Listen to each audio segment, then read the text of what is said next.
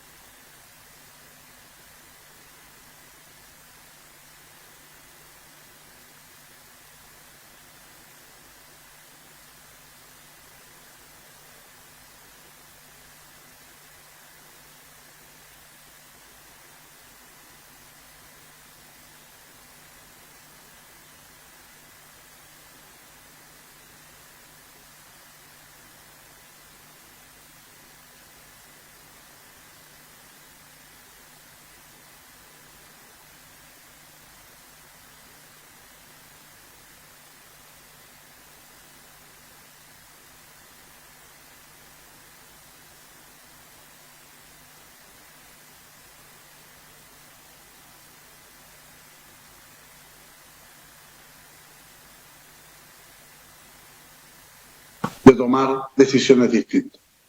Perfecto. Antes de entrar en otros temas, desde ese punto de vista, la elección de gobernadores, que sería en abril del próximo año, ¿estás de acuerdo con esa elección? ¿Es importante para la descentralización o tiene muchos defectos todavía la ley?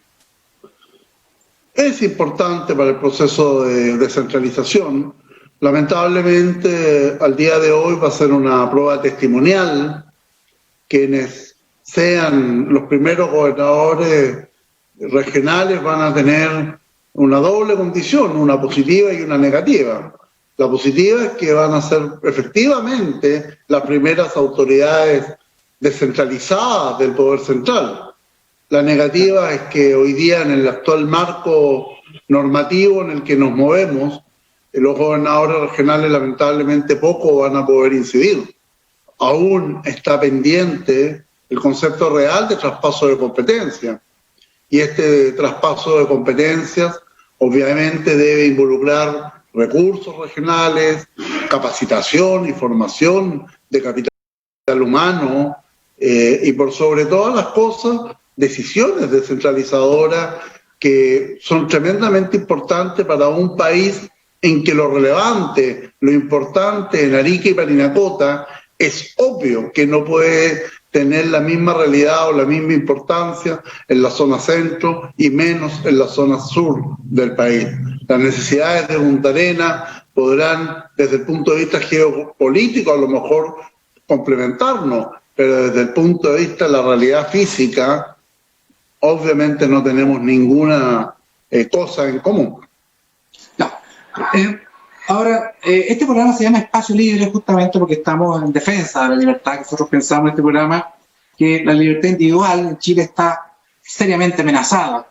Que a veces esto no se comprende mucho, pero la verdad que, por ejemplo, el Estado, con múltiples regulaciones, a veces impuestos, siempre impuestos en realidad, patentes, si alguien quiere poner un negocio, le cae la autoridad sanitaria, la autoridad del trabajo, la municipalidad, y cuesta, desde el punto de vista a partir de octubre de este año, ¿cierto? El opinar distinto es complejo, porque o lo funan, hay amenazas de muerte, incluso de agresiones físicas. Por lo tanto, la libertad se va a juicio se va restringiendo, y más aún, muchas veces hay ciertas empresas, ¿cierto?, que se coluden, y nosotros como consumidores también nos van quitando libertad de elegir. Desde este punto de vista, ¿cómo ves tú la realidad de Chile de la libertad? ¿Estamos en un camino de menos libertades o desde ese punto de vista estamos bien? A ver, yo hago una separación con respecto al concepto de libertad versus lo que significan las justas demandas y la violencia que finalmente se desató producto del estallido social. Yo creo que Chile es un país libre y en donde las justas demandas sociales de desigualdad e iniquidad obviamente quedaron de manifiesto en el estallido social y producto de eso se comenzó un trabajo serio, responsable, que finalmente se traduce en lo que era uno de los principales objetivos de estos procesos de desigualdad e inequidad, que es mejorar las pensiones. Obviamente, claro, un llamado de poder conciliar un proyecto social y un proyecto de mejora económica para finalmente mejorar los ingresos mínimos, mejorar lo que significa la pensión básica solidaria, el aporte previsional solidario y finalmente el trabajo en función de las pensiones. Luego nos toca vivir una pandemia que nadie se habría imaginado las consecuencias que tiene. Yo creo que tú, Hernán, yo la habíamos visto en alguna película, en el cine o en nuestra casa, pero finalmente al término de la película alguien tenía la receta final o tenía la vacuna que permitía generar la inmunidad.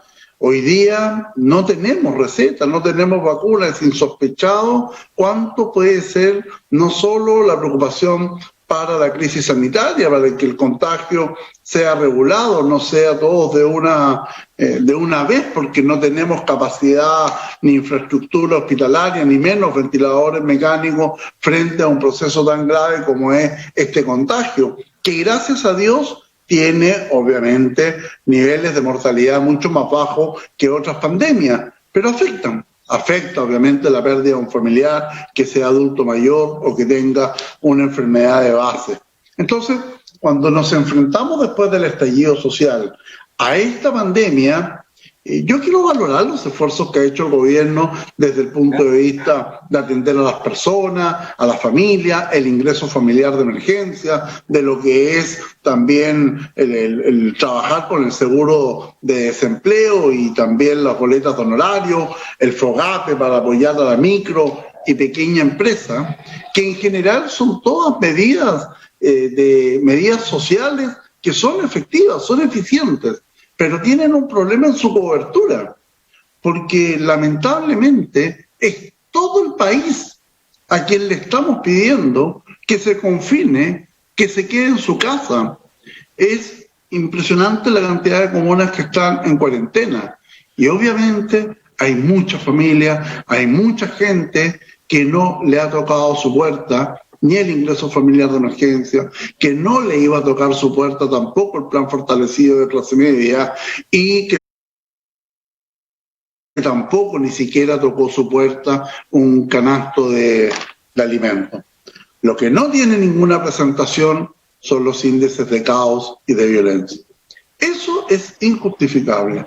Más aún que muchos de ellos se generaron en estados de emergencia, en estados excepcionales, y que obviamente no exista la fórmula que permita efectivamente que estos índices de violencia, de caos, de delincuencia organizada se tomen distintas ciudades del país y amenacen a las personas si tú finalmente piensas distinto. Y desde ese punto de vista, ¿el gobierno cómo lo ha hecho? Porque se escuchan críticas, pero efectivamente cuando se desbordan, cuando la gente, ¿cierto?, no hace caso. Desde el punto de vista del control policial, ha habido muchas críticas, incluso de la gente común y corriente que ve la delincuencia, que ve, ¿cierto?, que su negocio se lo hacen pedazos, que le impiden trabajar. ¿Cuál es el balance hasta ahora de la labor del gobierno en materia de seguridad pública? Yo creo que estamos al debe. En un gobierno presidencialista, obviamente, el presidente de la República tiene las facultades que se requieren y que están en las normas de la Constitución para exigir justicia.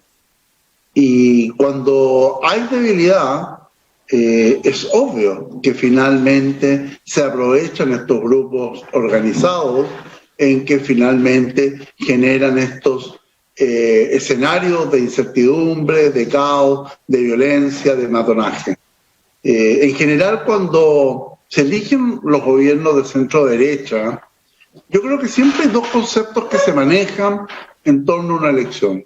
Primero, porque se cansan de los gobiernos populistas, de la nueva mayoría, que finalmente no son capaces de abandonar sus ideologías, no son capaces de abandonar sus dogmas, y no crecemos como país. Y por lo tanto, confían en que un gobierno de centro-derecha es capaz, con sus ideas de libertad, con el modelo económico, que además en el tiempo ha sido exitoso. Es impresionante cómo ha crecido el per cápita entre el año 75 y este año 2017, 2018. Obviamente ahora hemos tenido algunas bajas, algunas falencias, pero estamos hablando de 4.000 a 23.000 dólares per cápita. Eso representa 8 millones de personas que vivían en condición de vulnerabilidad o pobreza. Pero esa clase media es muy vulnerable. Está prácticamente en una situación muy distinta. Entonces, cuando uno ve que el registro social de hogares y el ingreso familiar de emergencia, y tú para acceder a un beneficio tienes que pertenecer al 80% del ingreso familiar de emergencia y ser parte del 90% del registro social de hogares, por alguna razón, mucha gente no tiene ningún acceso. Y de ese punto también de vista entra aquí a tallar el 10% del retiro de la AFP que hoy día está causando el revuelo que está causando. Algunos dicen que esta medida es urgente, necesaria, porque efectivamente hay un carácter universal. Todo el mundo podrá acceder a su 10% de fondos de la AFP. Otros dicen que es una muy mala medida, economistas saben que no, esto va a afectar el ahorro y la pensión el día de mañana. Y otros dicen, mire, este proyecto es inconstitucional, porque los proyectos de ley que inciden sobre la seguridad social solamente pueden partir del presidente de la República. Ningún diputado o senador puede presentar estos proyectos de ley. ¿Cuál es la posición del senador Durán al respecto? Porque acá hay como varias aristas en esto. El proyecto del retiro del 10% efectivamente es un mal proyecto, pero tiene una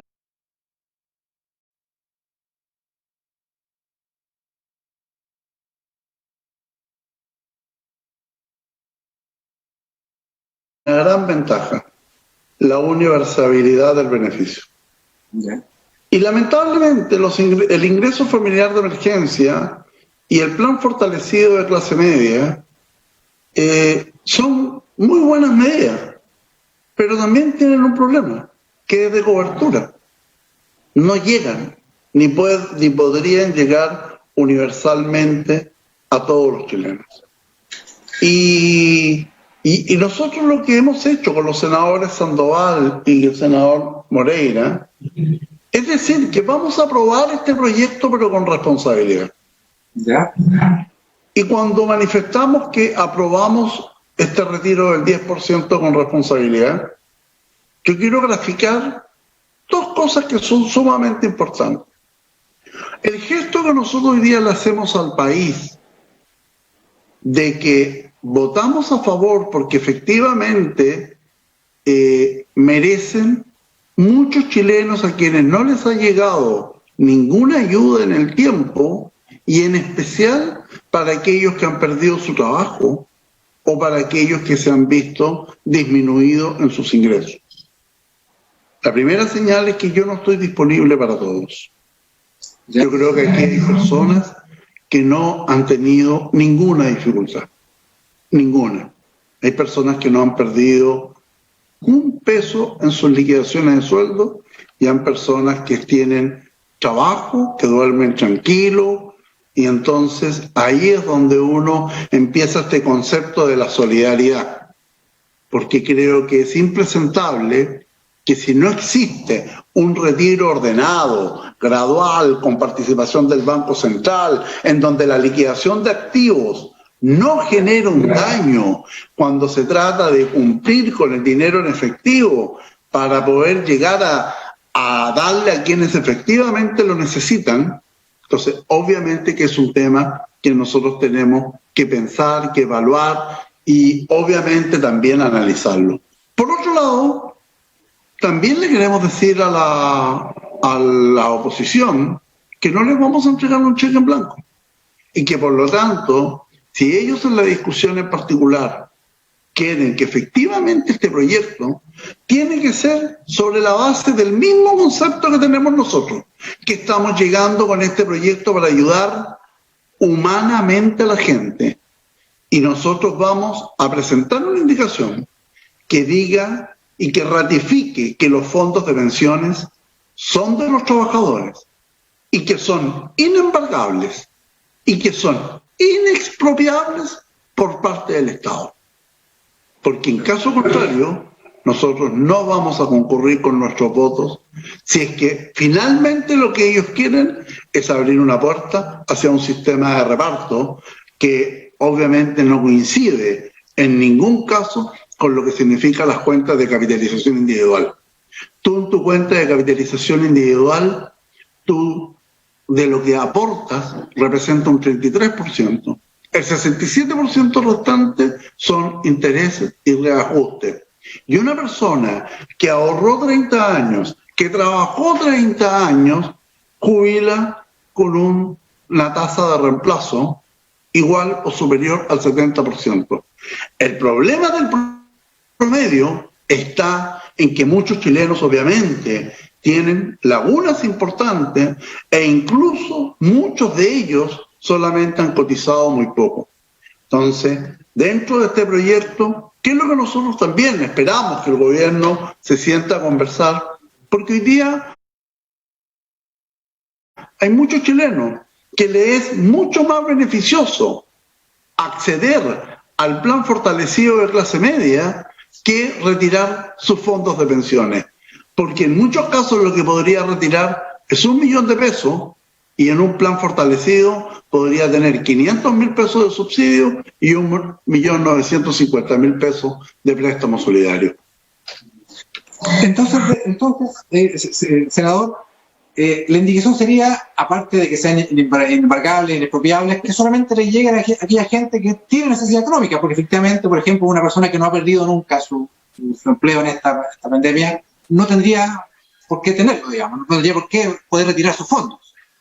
Es injusto que pueda retirar sus fondos y que obviamente, producto de su disposición personal, ponga en riesgo la liquidación de activos que es tan necesaria para gente que hoy día la está pasando mal. Ahora, esto también ha traído problemas dentro del partido UDI, de la UDI, ¿cierto?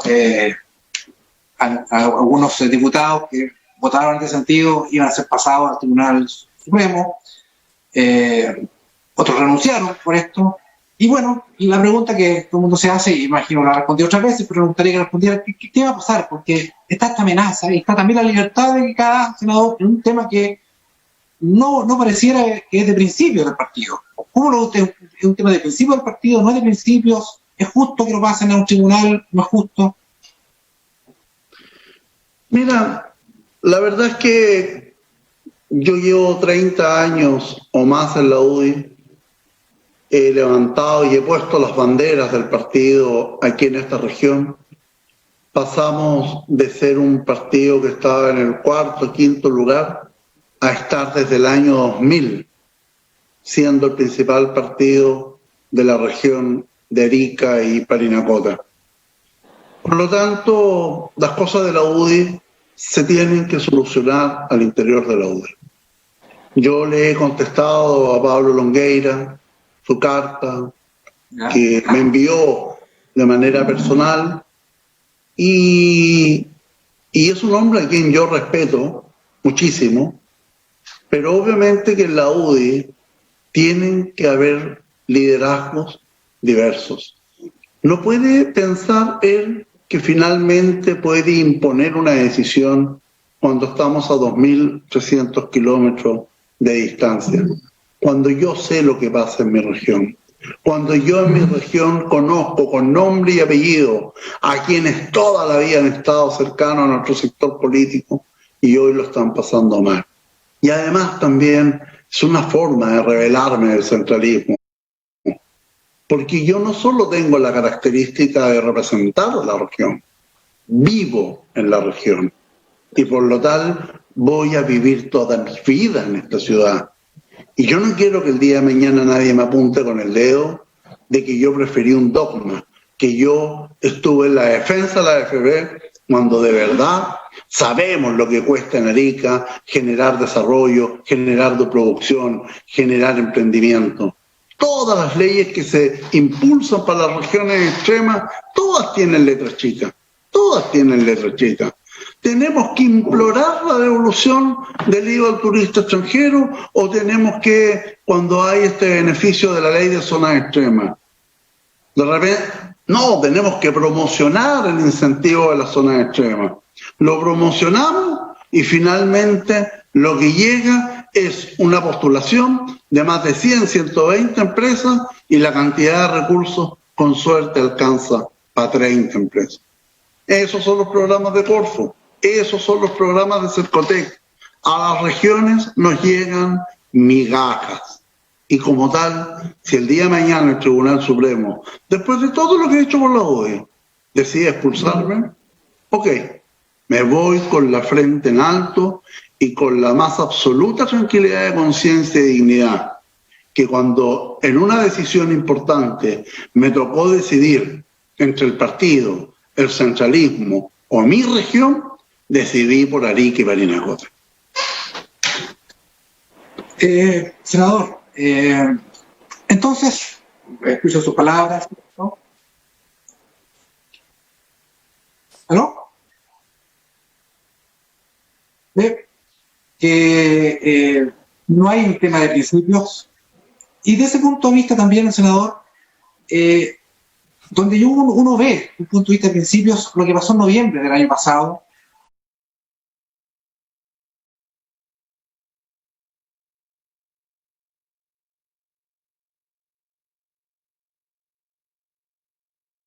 cuando el partido se abre a la posibilidad de un cambio constitucional, a través de un plebiscito, que va a luchar efectivamente por el rechazo, pero se abre a un cambio de constitución.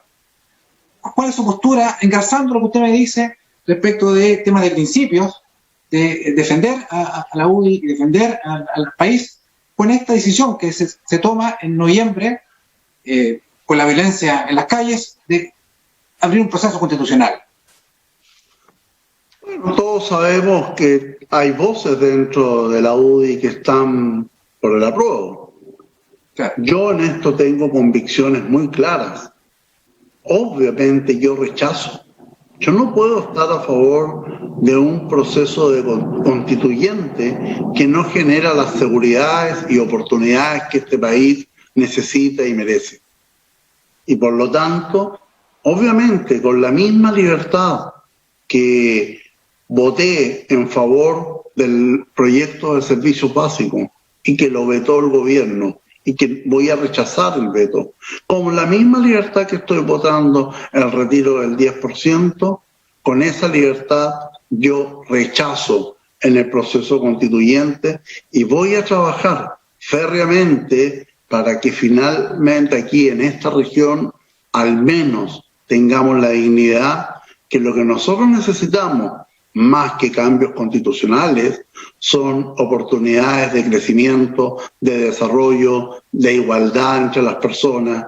Y eso no lo cambia la Constitución política, lo cambian políticas públicas que son capaces de manera efectiva y real de mejorar la calidad de vida de los chilenos y obviamente de los ariqueños y parinacotenses. Perfecto. Senador, vamos a hacer una pequeña pausa. Muy breve, vamos a nuestros juiciadores. Internamente cambiamos de idea, ahora que estamos en la tecnología, y volvemos en unos minutos más en Espacio Libre por Polar Comunicaciones. Muchas gracias, estamos en contacto.